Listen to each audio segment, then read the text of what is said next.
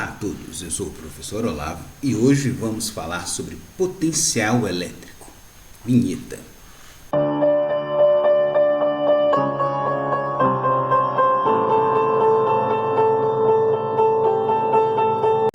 Então, nessa parte de potencial elétrico, vou falar sobre a energia potencial elétrica e o potencial elétrico propriamente dito. Falar sobre superfícies equipotenciais e assim por diante.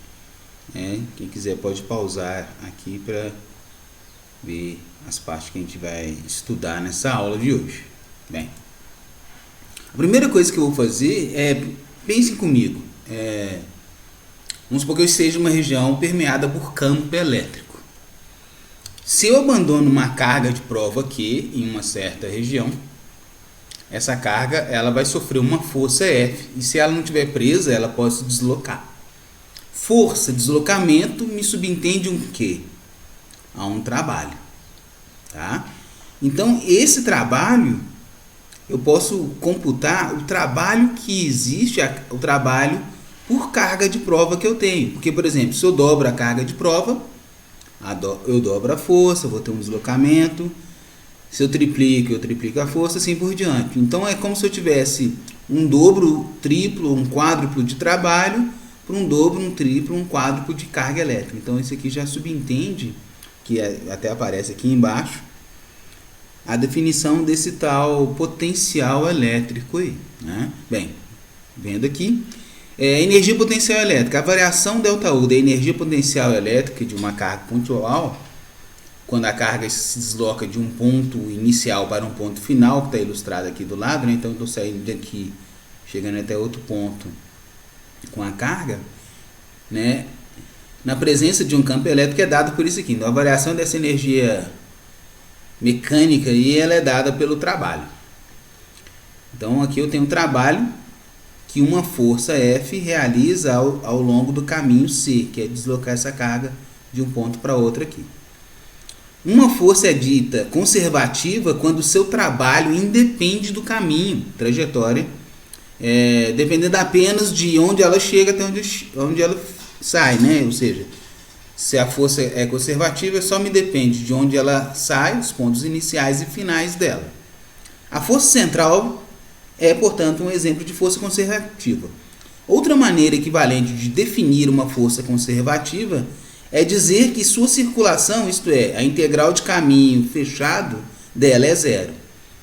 Então, aqui na carga elétrica vai acontecer isso também. O trabalho que eu tenho para levar a carga do ponto 1 até o ponto 2 e voltar do ponto 2 até o ponto 1 dá um trabalho total líquido zero, né? Indicando que a carga elétrica, essa força central aqui também, né, na força elétrica, é parecido com a gravitacional em termos matemáticos, também é uma força conservativa. Então, a diferença de potencial e potencial elétrico, né, a gente define como ΔV, que é a diferença de potencial, um potencial final mesmo, um potencial inicial, é dado por menos o trabalho sobre carga. Lembra que eu falei agora há pouco? Eu dobro o trabalho, dobro a carga, eu tenho o dobro de trabalho, eu triplico a carga, o triplo do trabalho. Então, é como se tivesse uma constância e essa constância estivesse relacionada com uma característica do espaço. Então, a gente define potencial elétrico como essa razão aí, ó, menos o trabalho sobre carga. A unidade no sistema internacional é volts, né? A gente pode ver que ela é joule por coulomb, em homenagem a Alessandro Volta, um grande mentor do passado. A diferença de potencial elétrico é uma grandeza escalar, né? Nota que ela é feita de trabalho por carga, que são dois números. Apesar do campo elétrico, força elétrica serem vetores, na hora que eu for olhar potencial, o potencial é escalar. E se encontra também na literatura como DDP, né? Diferença de potencial ou potencial elétrico. A gente vai falar um pouco mais detalhadamente sobre isso no futuro. Então, aqui eu tenho algumas superfícies que a gente chama, né, de superfícies equipotenciais. O que significa uma superfície equipotencial? São regiões traçadas aqui, no caso aqui, linhas, nesse caso de campo constante, em que o potencial é o mesmo. Então, uma carga pontiforme, ela cria um campo aqui em volta, mas Para eu sair daqui e ir para o lado aqui, ó, fazendo essa circunferência, né, o potencial aqui é sempre o constante, ele é sempre o mesmo, né? Aqui tem uma configuração mais interessante de um dipolo. Nota que nessa região aqui o potencial é o mesmo e nessas linhas pontilhadas aqui também. Superfícies equipotenciais. Os potenciais que pertencem a uma superfície equipotencial possuem o mesmo potencial elétrico. O trabalho realizado sobre uma carga de prova para deslocá-lo, uma superfície equipotencial, de um lado para o outro, não depende da localização dos pontos inicial e final, e nem da trajetória dos pontos. O campo elétrico é sempre perpendicular à superfície equipotencial. Então, no fundo, as superfícies equipotenciais são os pontos em que o campo elétrico forma um ângulo de 90 graus com essa região aqui. Em outras palavras, uma superfície equipotencial é uma região do espaço com o mesmo potencial. Isso quer dizer que o dV nesse ponto é zero e o campo não realiza trabalho. Então, se eu for deslocar uma carga nessa região aqui, ó, o trabalho para eu deslocar essa carga dará zero. Bem, um pouco mais de definição. Para eu calcular o potencial elétrico, eu posso usar aqui, ó, a seguinte situação. Posso pegar a definição mesmo de força elétrica, né, e usar ela para calcular o trabalho. Então, por exemplo, eu tenho a carga de prova aqui, força elétrica. Então, uma carga de prova num campo elétrico sofre uma força. E eu uso essa força para calcular o meu trabalho. Então, trabalho, ou seja, de trabalho, é força ds, né? Definição de trabalho. No lugar da força, eu coloco a carga de prova campo elétrico, ds. Para determinar o trabalho total realizado pelo campo sobre uma partícula, quando essa se desloca de um ponto inicial aqui da figura até um ponto final, somamos, no caso aqui integramos, os trabalhos elementares realizados sobre a carga, quando essa sofre um deslocamento elementar, ds, de que é composta a trajetória. Então eu faço essa integralzinha aqui, ó. Então é a integral de EDS, né? Em outras palavras, ou resumindo, o cálculo do V a partir do E a gente consegue dessa forma aqui, ó.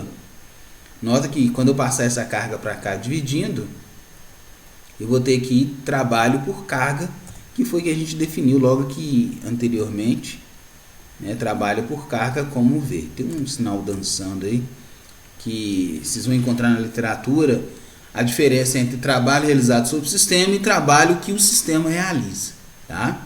A gente vai partir com essa definição aqui, ó, de que o ΔV, ou seja, trabalho por carga, é menos a integral de um ponto inicial até um ponto final de EDS. Então, a gente vai adotar essa notação aqui. Menos, a diferença de potencial é menos EDS. Onde a integral é calculada ao longo do caminho, da trajetória, né, que comece no ponto inicial e termine no ponto final. Se tomamos como referência o potencial V0, V inicial 0, a gente pode falar disso aqui. Então eu posso escolher lugares em que o V inicial vale 0, para eu achar o potencial no ponto. Nota que nem sempre é um vício do estudante falar que o potencial é 0 lá no infinito. Isso só é verdade para alguns casos, né? Existem outros casos que o potencial não necessariamente é 0 no infinito. Ele pode ser 0 num ponto qualquer, outro qualquer. Ou eu posso forçar, né? Eu quero que o potencial seja 0 no ponto dado lá, x.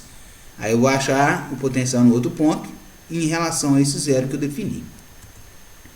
Ainda falando sobre potencial elétrico, vamos para o potencial elétrico mais simples que a gente pode encontrar, né? Que é o que? O potencial elétrico de uma carga pontiforme. Então eu estou aqui no ponto P e eu quero saber a carga, o potencial elétrico nesse lugar aqui. No caso, na distância R aqui, desculpe, a carga está aqui nessa região, há uma distância R da carga, a minha carga de prova, né? Então a distância R da minha carga que está criando o campo. Qual é o potencial nesse ponto aqui? Ou seja, o que eu gasto de energia para transportar essa carga R deslocada aqui.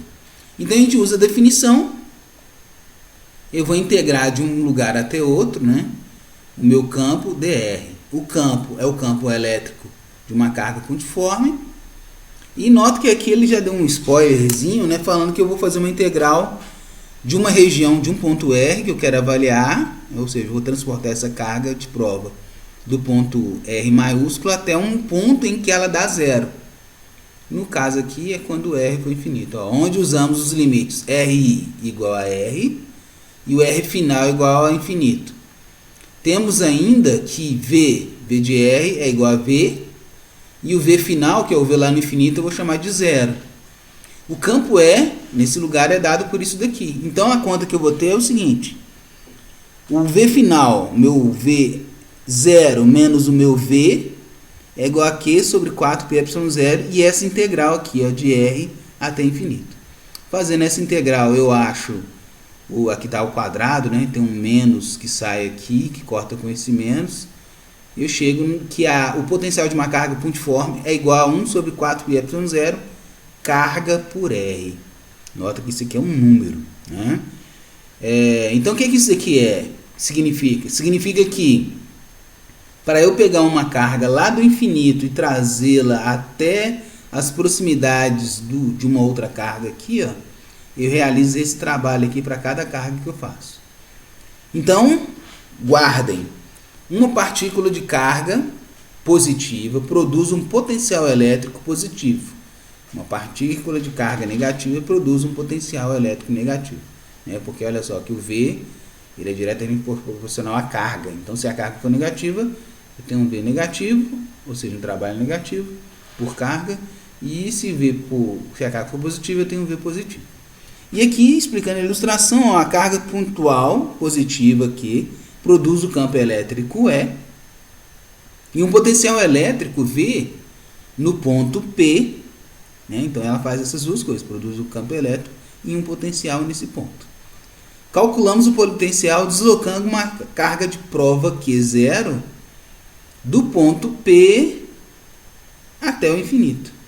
A figura mostra a carga de prova a uma distância R da carga pontual durante o deslocamento. Então aqui eu saí desse ponto e estou levando a minha carga de prova até o ponto em que o potencial é zero. Bem, ok. Esse resultado aqui é muito importante, né? Por quê? Porque o potencial elétrico ele obedece o princípio da sobreposição. Quer dizer o quê?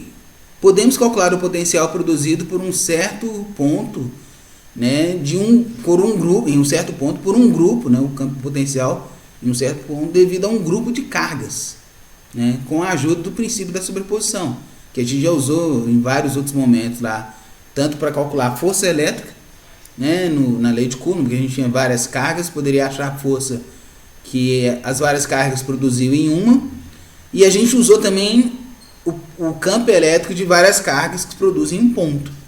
Aqui é a mesma coisa, eu posso achar o potencial de um grupo de cargas somando o potencial individual de cada carga.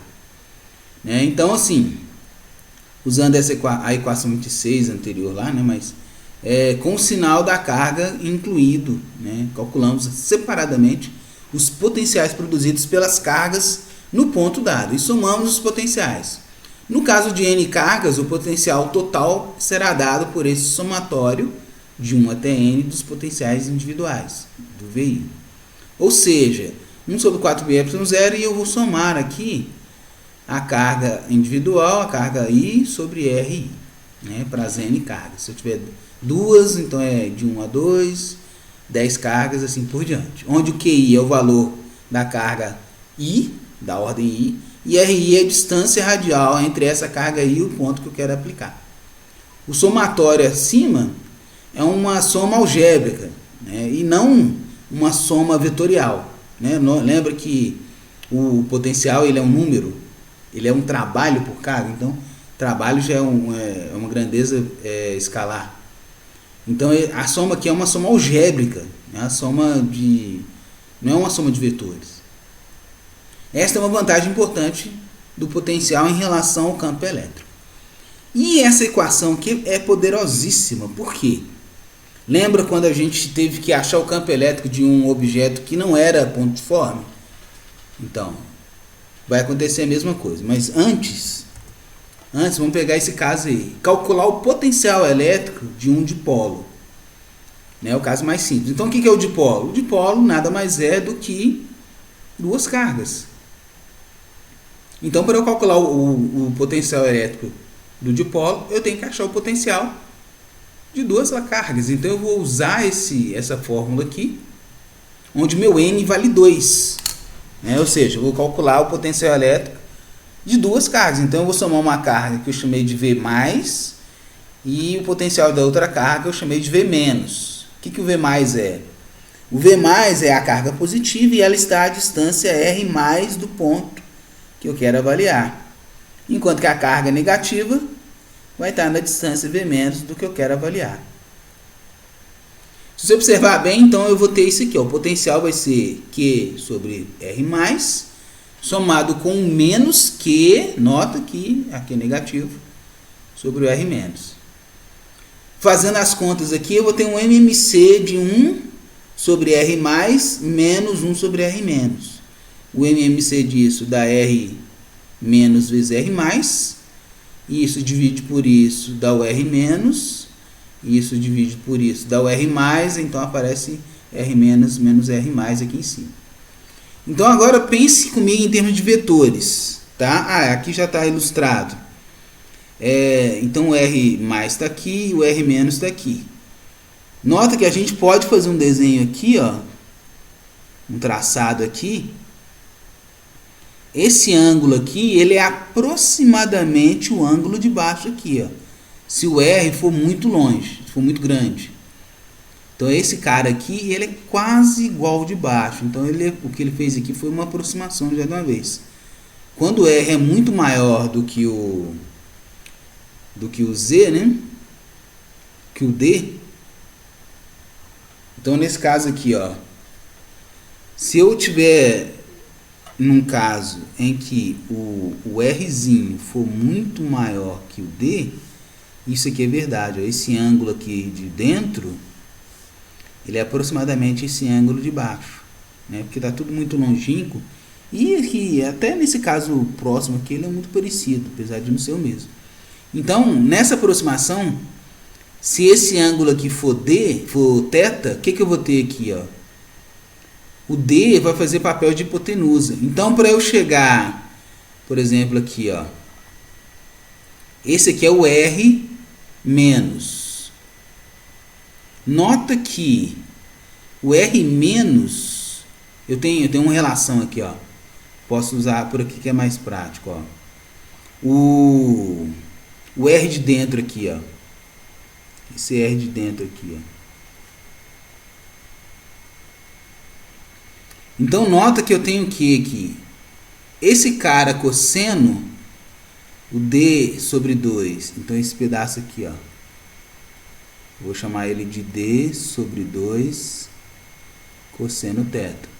Nota que o Rzão, então eu tenho aqui, é o R central menos D sobre 2 cosseno θ. Nota, se eu pegar esse R central aqui, ou de cima, né, e tirar o D cosseno θ, eu vou ter o R+, que é o que ele escreveu aqui, O R+, que é esse de cima ali, esse de cima aqui,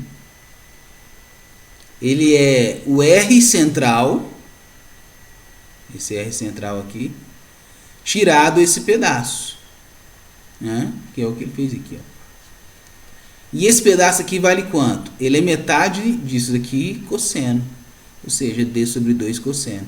Então o R+ é o R central menos D sobre 2 cosseno. Já aqui embaixo é o contrário, Esse pedaço de baixo todo, ou seja, o meu R menos, o que meu R menos é? Ele é esse cara do meio aqui, mais esse pedacinho. Então, meu R menos é o R central mais o D cosseno. Aliás, o D sobre 2, né? Que é esse pedaço aqui, cosseno. Então, essa parte central aqui, ó, ele deduz fazendo essa aproximação. Para D muito maior que R, eu posso usar esse ângulo e esse ângulo aqui de baixo ser também aproximadamente o θ. Então, na hora de escrever o R+, eu uso esses argumentos que eu fiz aí. E isso ele substitui aqui em cima, ó.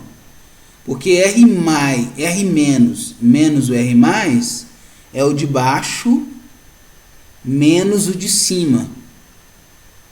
Então, o de baixo menos o de cima, aqui, ó, ele escreveu aqui, ó, dá o D cosseno, né? Porque dá o D sobre 2 cosseno mais o D sobre 2 cosseno. E embaixo aqui ele tem um produto disso, do de baixo, vezes o de cima. O que dá? Então, isso aqui é aquele caso, né? O A mais B. Né? Então, isso aqui é A mais B, que multiplica A menos B. O que a gente aprendeu que isso aqui é? É o primeiro ao quadrado menos o segundo ao quadrado. É o que acontece aqui, ó. Um vezes o outro, ele está falando, a gente chega aqui que é o R quadrado menos o segundo ao quadrado. Aí ele faz mais uma manipulação aqui. Tipo, coloca o R em evidência aqui, então vai ser R ao quadrado, que multiplica 1 menos essa grandeza aqui, né? Nota que se a gente fizer o chuveirinho aqui de volta, ó, R quadrado, aqui R quadrado, corta com R quadrado, eu recupero isso aqui. Só que como o D sobre R é muito pequeno, ele faz esse termo aqui, ó, tender a zero. Né? Porque o R é muito maior que o D, então o R quadrado é muito maior ainda, é maior ainda que o D quadrado. Então ele fica com essa situação que está aqui embaixo, ó. Então, o meu campo agora é Q sobre 4πε0. Aliás, meu campo não, desculpa, o meu potencial. Ele é 4 sobre Q sobre 4πε0.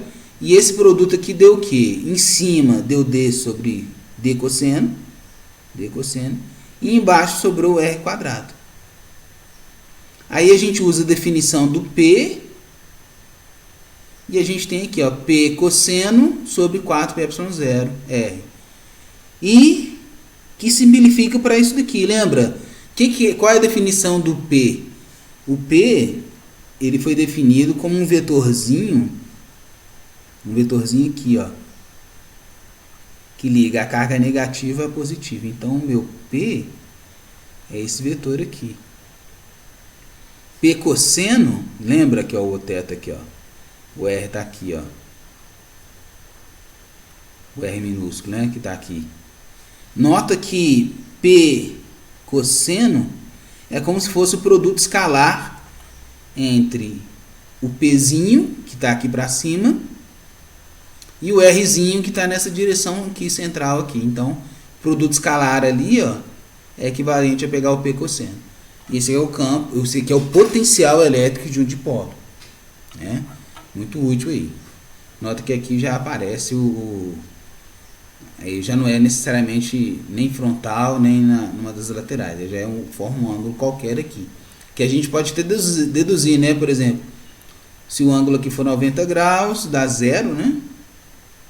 Se o ângulo for zero aqui, ó, vai ser um cosseno de zero, então dá o valor máximo. O campo é máximo nessa região aqui e assim por diante. Bem, potencial, aliás, desculpa.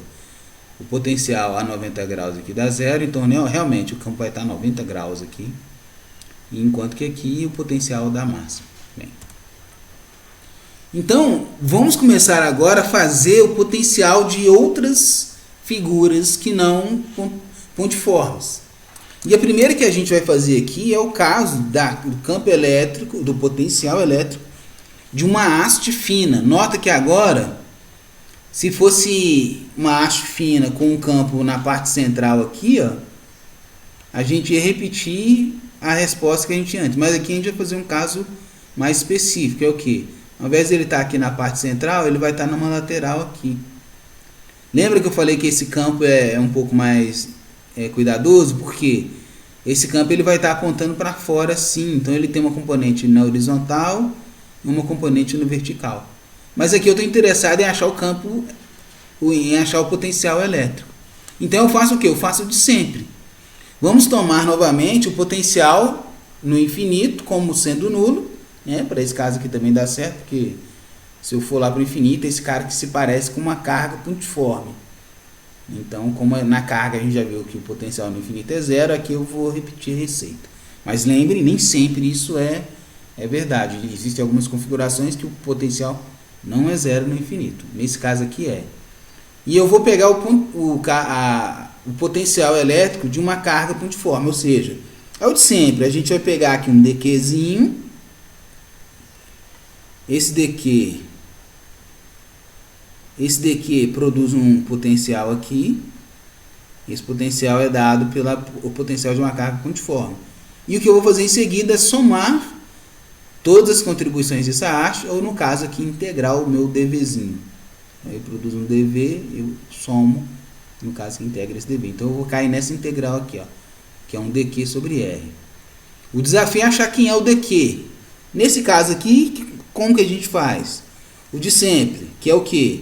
Como é uma haste, eu tenho uma simetria linear. Então eu vou pegar carga total sobre o comprimento total e igualar isso com pedaço de carga sobre pedaço de comprimento. No nosso caso aqui, dx.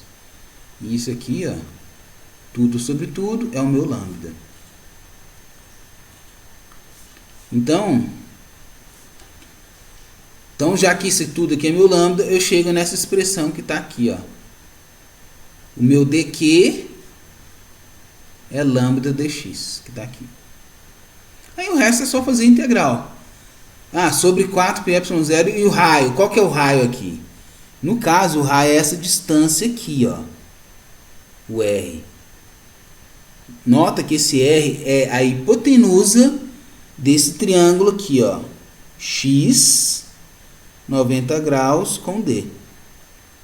Então, o R é raiz de x ao quadrado mais D ao quadrado. Aí, dando os passos aqui, eu chego nessa integral aqui, ó.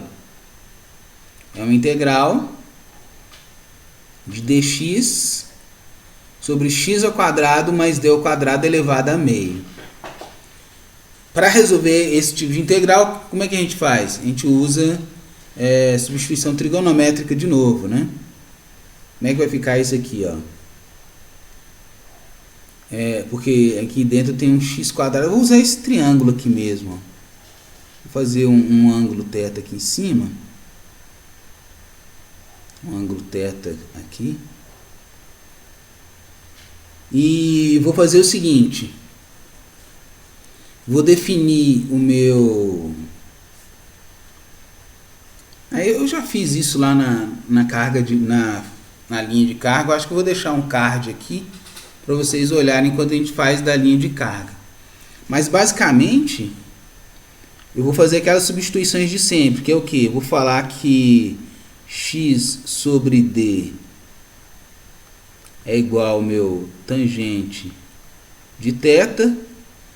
Então, meu dx, no lugar de d, deixa eu usar um a. Aqui, ó. Aqui eu vou falar que é um a. Porque senão esse d vai se confundir com a nossa derivada ali, ó. Então, x sobre a tangente de θ. Então, dx vai ser a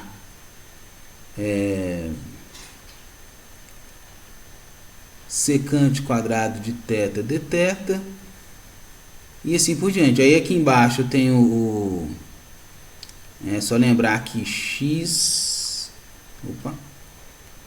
ao quadrado mais a ao quadrado, né? Já que meu x é a tangente, então isso aqui vai ser a ao quadrado tangente quadrado de θ mais o meu a quadrado. A gente já fez essa conta. A gente viu que isso daqui dá secante quadrado de θ e assim por diante. Bem, Fazendo essas substituições, eu chego nessa integral aqui, ó, que é a integral desse dx sobre x quadrado mais a ao quadrado elevado a meio da ULN de x aqui, né? Então, eu vou deixar um card para vocês. E então aqui eu parti da carga, do campo, do potencial elétrico de uma carga e consegui achar o potencial elétrico de uma haste, por exemplo. Mais à frente aqui, ó, eu posso fazer a mesma conta para achar o potencial elétrico de um anel. Então eu posso fazer o que? Eu posso pegar aqui, ó, pensar que esse anel tem um dq, no caso aqui, ó, esse pedaço de carga aqui, ó, está associado a um dq, né? Esse dq eu uso ele aqui para fazer o cálculo. Então esse daqui vai se comportar como uma carga pontiforme. O dV que ela produz é dado por essa equação, que é dq sobre 4πε0r. O meu V, no caso aqui, vai ser uma integral desses vários dVs, né, de cada região do anel aqui. Então eu caio nessa integral de dq sobre r. Então o dV é dado por isso aqui, que é dq sobre 4πε0r, ou seja, dq sobre essa hipotenusa. Essa hipotenusa é feita por r ao quadrado mais z ao quadrado, então a raiz disso. E eu faço essa integral aqui, então no fundo tudo aqui é constante, nota. Qualquer dq que eu escolha aqui em volta do anel, aqui ou aqui, qualquer dq que eu escolher aqui, ele sempre vai ter um raio r e hipotenusa rzinho, desculpa. E o z é constante também. Então o z e o r são constantes, saem da integral, só me resta integrar dq, que dá essa conta aqui. Então o potencial aqui, para esse caso aqui, dá isso.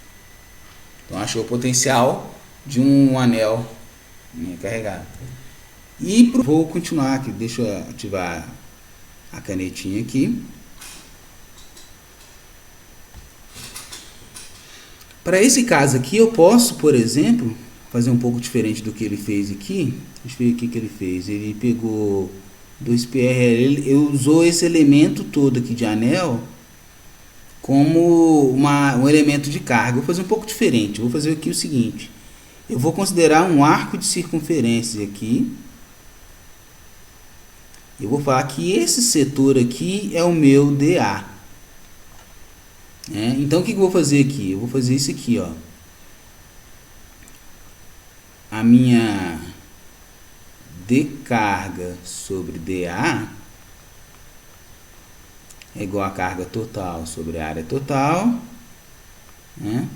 Ou no caso aqui vai ser igual a D carga sobre essa areazinha aqui, ó. O que essa areazinha aqui é?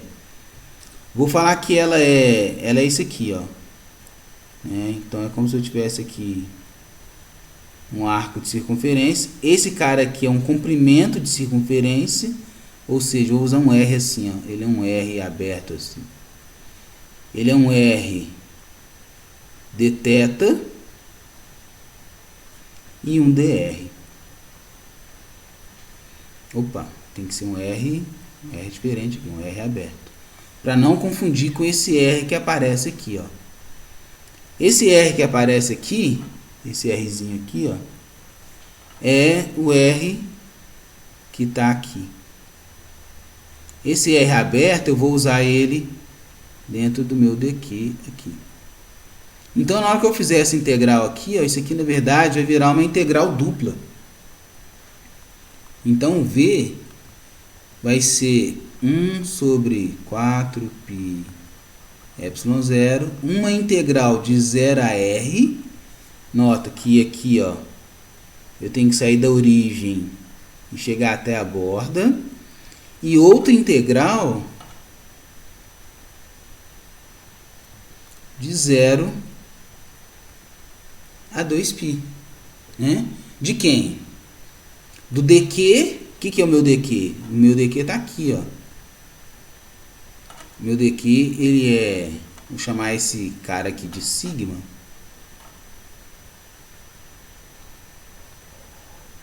Então é sigma vezes esse R aberto, dr, dθ, né, dividido por R. Cuidado, quanto que vale esse R? É aquela hipotenusa ali, ó. Né? Essa hipotenusa é quem? Ela é isso aqui, ó, raiz desse R aberto ao quadrado mais Z ao quadrado. Então, no fundo, a integral que eu vou enfrentar aqui, ó, no lugar do V aqui, ó, a primeira integral é fácil. Integrar de 0 a 2π, o dθ tá fácil. Então, V vai ser igual a 2π sigma sobre 4π epsilon 0, e me resta aqui uma integral de R dr sobre a raiz de R ao quadrado mais Z ao quadrado, de 0 a R. Então, isso aqui é uma integral, aqui dentro eu chamo de U, isso aqui vira o du, tem que ser um R, é um R aberto, não é um N, que é um R aberto, que é um R aberto. Então, é um du sobre a raiz de U. Então, 1 sobre a raiz, então é o U elevado a menos meio. Integral disso é somar 1 nesse expoente. Então, o que eu vou ter aqui, ó, eu vou ter 2π sigma sobre 4π epsilon 0 e raiz, né, de... Aí tem um meio aqui, né, porque elevado a meio, então aqui vai estar um meio. Aí eu vou ter um meio de quê? Da raiz de R ao quadrado mais Z ao quadrado avaliado no 0 e no R maiúsculo. Que vai dar exatamente o que está acontecendo aqui, ó. Final vai dar um raiz de R aqui, ó. Aqui é elevado a meio sobre meio. Aí aqui vai dar o que? Então o 2 tem uns, deixa eu ver. Aí. Esse aqui é U elevado a menos meio. Tem um sinal de meio aqui sobrando, não? Deixa eu ver. Ah, tá. Tem um 2π aqui que eu esqueci de colocar, não? Coloquei 2π sobre 2π, corta π com π, fica 1 sobre 2 aqui. Sigma sobre 2. E essa integral, que é U elevado a meio. Tem um meio sobrando nessa resposta dele aqui. Aqui, ó, essa integral aqui, ó. Aqui, ó, eu acho que ele errou aqui. Aqui era para ter um meio, mais um meio aqui. Bem, mas vamos lá. Então, o que acontece aqui? Na hora que eu avalio em R, eu vou ter R ao quadrado mais E ao quadrado, menos, quando eu avalio em 0, raiz de Z aqui. Raiz de Z ao quadrado. Então, dá essa grandeza aqui. Tem um meio sobrando. Vamos conferir esse meio aqui. Aqui é 4. A integral aqui 2π. Aqui tá certo. Aqui, ó, eu tenho essa integral aqui para resolver, ó. No fundo, isso aqui. Esse ponto aqui, ó. Isso aqui vira integral. Ah, não, tá certo. Tá certo. Esse meio que eu coloquei aqui, ó, ele é cortado porque RdR tem um meio, né? Porque no fundo aqui é integral de du sobre raiz de U. Só que o meu du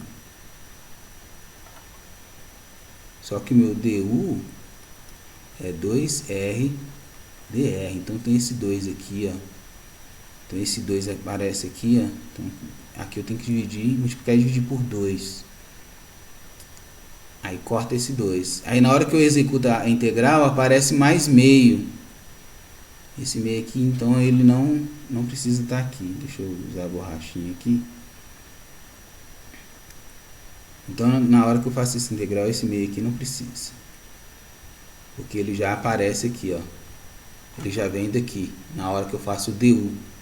O D é 2R dr, só que aqui tem só R dr, então eu tenho que multiplicar e dividir por 2 aqui. Então, certo, ele está certinho. E a gente chegou na mesma resposta, né? Porque quando eu faço aqui, ó, 2 corta com 4. Aqui eu avalio no R, então fica esse cara aqui. E quando eu avalio no 0, fica só o raiz de z ao quadrado. Então fica esse cara aqui. Bem, continuando aqui, então a gente pode, como a gente viu até agora, usar a característica de sobreposição para calcular o campo, o potencial elétrico, mas eu também posso utilizar o campo elétrico para eu calcular o potencial elétrico. Como que é feito isso, né? Então eu vou calcular o campo a partir do potencial, né? A gente consegue fazer a inversão. Deixa eu voltar aqui, ó, na definição de campo que a gente tem aqui, ó. Aqui, ó. A gente vê aqui, ó, que o potencial elétrico ele é integral do campo. Então, se eu derivar o potencial e derivar a integral, eu chego, né, derivada da integral, né, o teorema primitivo aí, o mais básico da integral, do cálculo, né, é que derivada de integral é a própria função. Então, o que a gente vai ver aqui, ó, é que se eu derivar o potencial no espaço, eu tenho como resposta o campo elétrico. Mas nota que o campo elétrico é um vetor. Então essa derivada aqui tem que ser quem? Tem que ser aquela derivada vetorial, ou seja, deriva x em direção x, deriva y em direção y, deriva z para obter a direção z. Então onde x é a direção perpendicular à equipotencial. O campo elétrico é zero na direção paralela à superfície equipotencial, que a gente já viu aqui anteriormente. Então, a componente do campo elétrico em qualquer direção de espaço é o negativo da taxa de variação do potencial elétrico. Então, de posse do potencial, eu consigo construir o campo daquela região lá, utilizando essa derivada direcional aí. O potencial elétrico de um condutor, como é que fica isso? Então, assim, é muito importante falar sobre isso. Quer dizer o quê? Muita gente acha que como o campo no interior de um condutor é zero, o potencial também será zero. Está errado. Não é necessariamente a mesma coisa. Pelo seguinte, lembra que essa integral aqui implica em diferença de potencial? Ou seja, o V2 menos V1 é dado por essa integral aqui. Essa integral aqui, beleza, ela dá zero. Se ela dá zero, significa o quê? Que nesses dois pontos, o potencial é igual. Então, no interior de um condutor, o potencial, o que a gente pode falar sobre ele é que ele é constante, né? Então, no interior de um condutor, o campo é zero, o campo elétrico é zero e o potencial é constante. Então, uma carga em excesso colocada em um condutor se distribui na superfície do condutor, de tal forma que o potencial é o mesmo em todos os pontos do condutor, tanto na superfície como no interior. Isso acontece mesmo que o condutor tenha uma cavidade interna, né?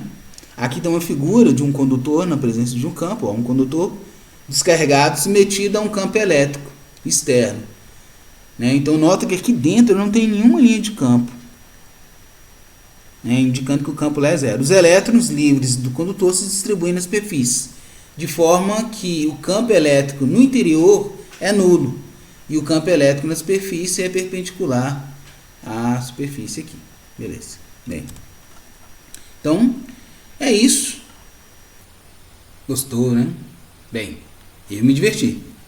Curta e compartilhe o conteúdo que estou produzindo para chegar a mais pessoas que possam gostar também.